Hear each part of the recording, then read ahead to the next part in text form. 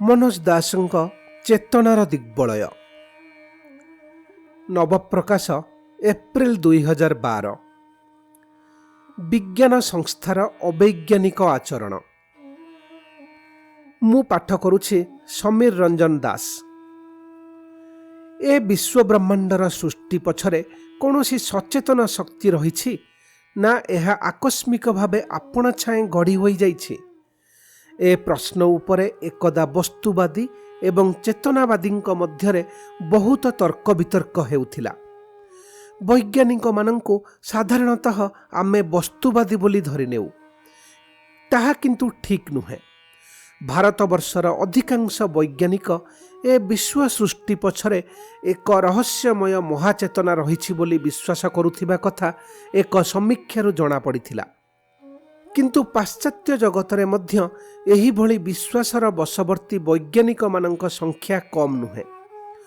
जणे विख्यात परमाणु वैज्ञानिक कहिथिले, ए जगत आपे आपे कौनसी महाजागतिक विस्फोरणरु सृष्टि होईगला बोली भाबिबा गोटाए छापाकଳରେ विस्फोरण घटिबा फଳରେ से छापाखाना भितरु अभिधानटीए छिटिकी संपादित और मुद्रित होईगला बोली भाबिबा सह समान। अभिधानटाए खाली गुड़ाए शब्दर समावेश, किंतु से शब्द सबुर गोटिए को मध्य आमे ता निज स्थानरु नहीं अन्यत्र बसाई देई परिबा नाही। ठीक सेमिति वास्तवतार दृष्टिकोणरु देखिले ए विश्वजगतर प्रत्येक वस्तु एभली सुविन्यस्त जे कौनसी दुर्घटना अथवा आकस्मिक भावे घटित व्यापार एहा कदाच करि पारि नथांता।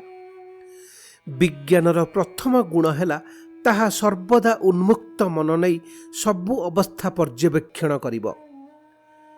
कौनसी अवस्थारे गोटाए धारणा को जाबुड़ी धरी रहिबा अवैज्ञानिक। आज एहा लेखिबार कारण हैला अमेरिकार विश्वविख्यात विज्ञान संस्था NASA national aeronautics and space administration से प्रतिष्ठान रे काम करुथिबा जणे सुनामधन्य महाकाश विशेषज्ञ डेविड कोपेज को तांको पदरु ओहराई देइछंती एही कारणरु जे से ए विश्व ब्रह्मांड एक सचेतन महाशक्तिर सृष्टि बोली विश्वास करती। तांको मतरे एडे जटिल सूक्ष्म एवं विचित्र सृष्टि आकस्मिक आपणा छाए होइथिबा असंभव। से अदालतर आश्रय नेइछंती।